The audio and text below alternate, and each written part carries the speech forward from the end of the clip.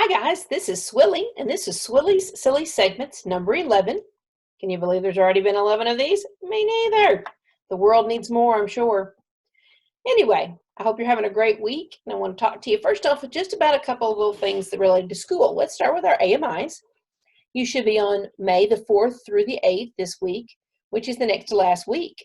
Next week is the last week of AMI assignments that we have scheduled, and that gives us time to get things graded and to put into the grade book and to finish up the semester. So I've got about 12 kids who finished every assignment, and they've got the grades already locked in and are already, enjoying their summer break.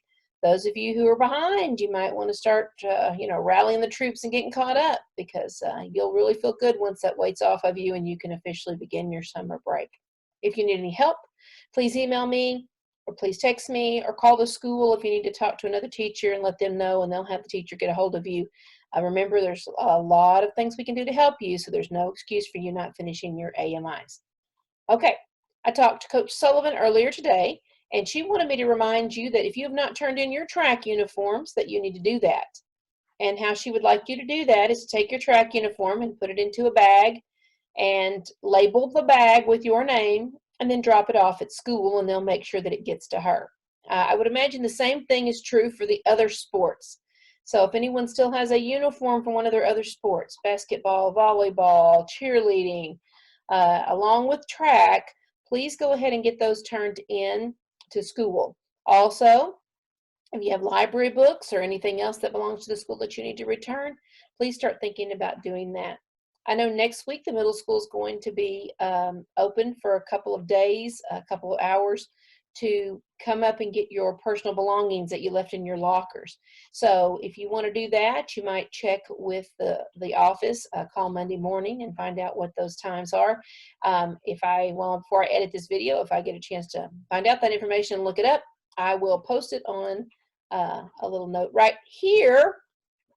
Nope, not on top of the cardinal. Nope, not there either. Pointing the wrong direction today. Apparently, I'm tired, which for some reason I am. I think it's the weather changes. On the top of the cardinal, how cool is this guy? Took that picture yesterday. So I've been outside a lot, enjoying this weird weather that gets getting cold and hot and cold and hot, but taking a lot of pictures and just doing some relaxing. So we'll talk a little bit more about that in a little bit. But the first thing I want to do officially after we've got over our school business is introduce the winners of the Cast Your Shadow photo competition. We had a lot of votes. I think we ended up with 60 people casting votes, so that was pretty awesome. Every picture got several votes, so it was also very, very close on the votes. But I want to take just a second and show you who our winners are and say congratulations to them.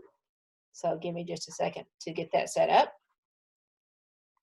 Alrighty, we want to start out with our first place winner, and congratulations to Shay. And this was her photograph. I thought that was really interesting. I got a lot of comments about how inspirational it was and how it was appropriate for the time. So the subject matter was very cool. So congratulations, first place. Our second place goes to Kelsey. Thank you, Kelsey. This was very interesting and original. And I like the idea of kind of goes along with our social distancing, but how we're still together. So really awesome picture, very creative. Thank you. And our third place picture, congratulations to Allison. And I thought this one turned out really well, despite the fact that apparently the wind was not cooperating very well with the picture taking that day. But it turned out really neat. So good job to everybody who entered the competition. We're getting close to the end of the school year. I would imagine I'll do a video next week and maybe one the week after. I'm not sure. If you're interested in participating in another photo competition, maybe I'll set one up next week. It'll be our last. But anyway, congratulations to Shay, Kelsey, and Allison for winning the Cast Your Shadow competition. And thank you to everyone who voted.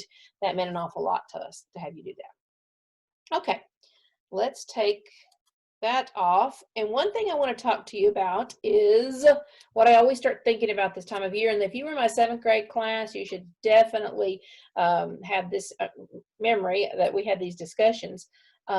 National Hurricane Center and the hurricane season, a lot of people say it technically runs from May to November. I think the National Hurricane Center says it runs from June to November, but whatever the case, it's about to fire up.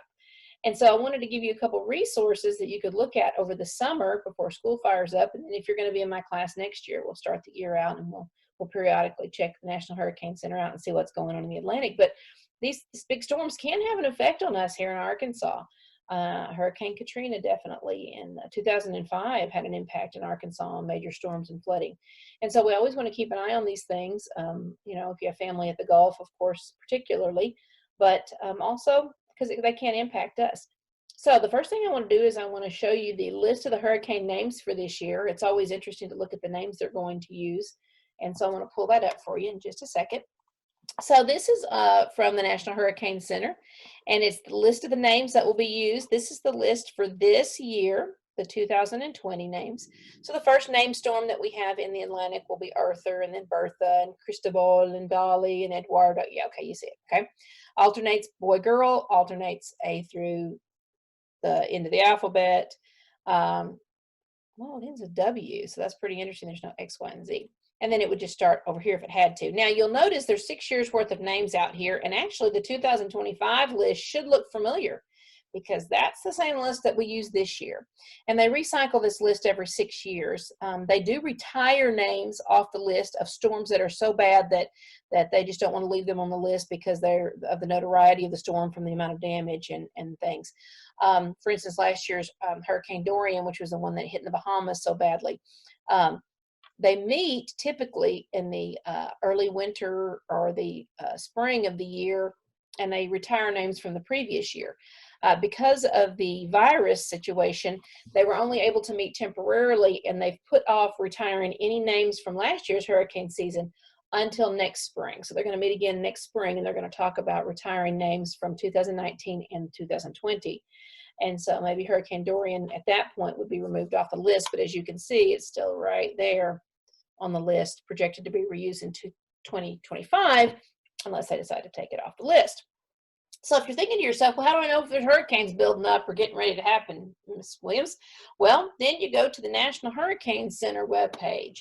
And when you go to that webpage, it's going to pull up your map. And this map looks very familiar to those of us that have been in my class before because we've taken a look at it several times.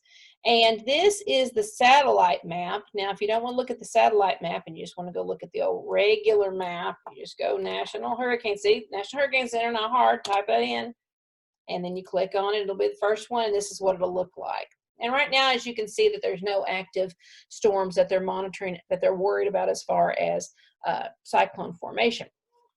But if you want to look at the radar version where you can actually look at the cloud covers, you can hit the graphical tropical weather outlooks, and that takes you to the satellite image, which actually shows you the cloud cover, which is really cool. And if you've looked at this before, you know when you start seeing them tight pack up and looking like they're rounding out, that's when you're starting to deal with something that may at first become a tropical depression, which would be which we have a number assigned to it. And then tropical storms is when we assign names to these things. And then, of course, once they reach up to certain speeds, tropical storm becomes a hurricane. And I believe that's 75-mile-per-hour winds, sustained winds. But you are here. You need to be looking at maps regularly and figuring out where you are. This, of course, is the southeast part of the U.S., Florida, Cuba, down here into the Bahamas. So when we have our storms, they're usually going to start over here on the African coast, and they're going to work this direction when we're watching them, which is really interesting to do. So National Hurricane Center, I highly recommend you this summer. You get every couple of days, if you're on a computer or you got your phone out, just pull up National Hurricane Center and see what's going on down in the Atlantic Ocean and what might be coming towards us in the Gulf. Really interesting. A lot of the bigger storms that we have had that have affected us or the Gulf area usually happen in August, towards the end of August and beginning of September. But keep an eye on that website this summer. It's pretty interesting. And again, you should be expecting to see these names: Arthur, Bertha, Cristobal, Dolly, etc., etc. If you're interested in knowing the names for the Pacific, because you can also, if you noticed, click Eastern Pacific, and this shows you what's going on off the coast of Mexico and California, then you can also look that list up and see what those hurricane names would be. And that's interesting to follow those storms as well. All right, National Hurricane Center. Cast your shadow vote competition. A lot of information today. One more thing. This week is traditionally celebrated as Teacher Appreciation Week. And hang on just a second. Let me get rid of this stuff. Boom. And if you've got a teacher that you didn't have a chance before you left to tell them thanks for what they've done for you or anything, shoot them an email. It would mean an awful lot to them, I know. I had a little special something this week when I went to deliver something to somebody, and I'll plop that picture up for you to take a look at. And you know, it doesn't have to be anything big, but just knowing that you appreciate what we do for you, and that you know, and know that we appreciate you, because without students, we have no class.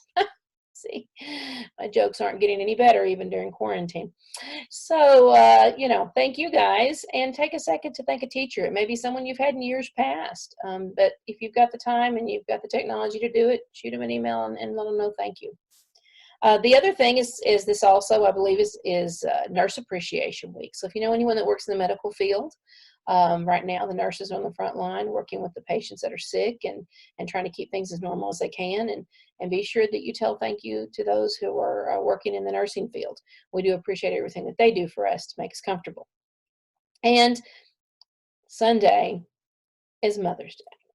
Now, if you haven't thought about that until right now, you got a little bit of time.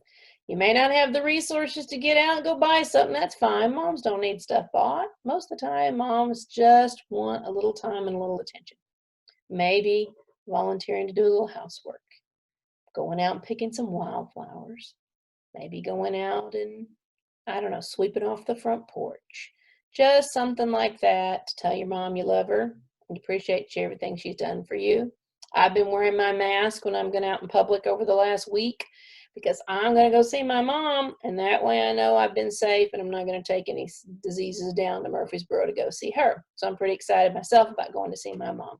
But take a minute, figure out what you can do, and just, you know, celebrate your teachers, your nurses, and particularly, most importantly, your mothers, as that's coming up this weekend. All righty, I don't have any science fair results. As soon as I do, I'll let you know. I don't have anything else exciting to share with you. That's how the things are going this week. I think it's going to get cool this weekend again, and then there's a lot of rain off and on chances for the next couple of days, I know. So just try to stay dry, stay smart, stay well, appreciate somebody in your life, and I'll talk to you guys next week. Email me if you have any questions or anything. Miss you.